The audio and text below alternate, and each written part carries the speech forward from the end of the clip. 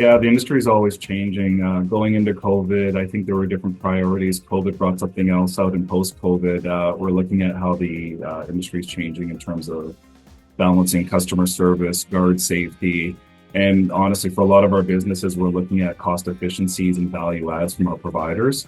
So we're really looking to see who's going over and above and recognizing where the industry is headed to as opposed to where it's been in the past. As much as we appreciate that there are multiple different businesses in this sector, competing businesses, even then, there needs to be collaboration at the end of the day. Some people are doing some things very well, and some people aren't offering those things at all.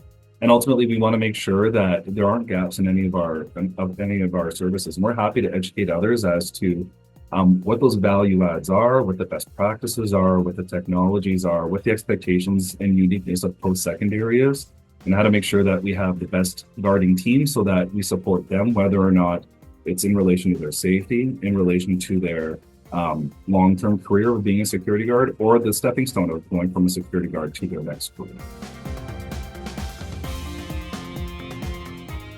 For guard safety issues, absolutely want to make sure that we're addressing training. Training is really expanded from the mandatory PSISB 40 hours to get your security guard license in. There's so much more to do with de-escalation, use of force, mental health, first aid.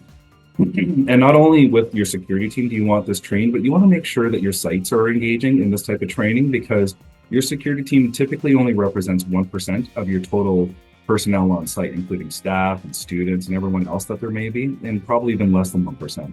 You want to make sure that the entire community is aware of this and that you're creating that culture of training and engaging with your clients to ensure that that similar message is being shared across the board. This is the age-old question of, can we do more with less? And the answer is yes. First off, you need to make sure that your guarding complement is adequate. You can't really cut into that complement and replace it with technology, but you can continue to add to your complement with technology. Automation is saving a lot of time, a lot of work, and it's creating consistency. Artificial intelligence is allowing us to identify certain risks or threats or behaviors prior to them taking place.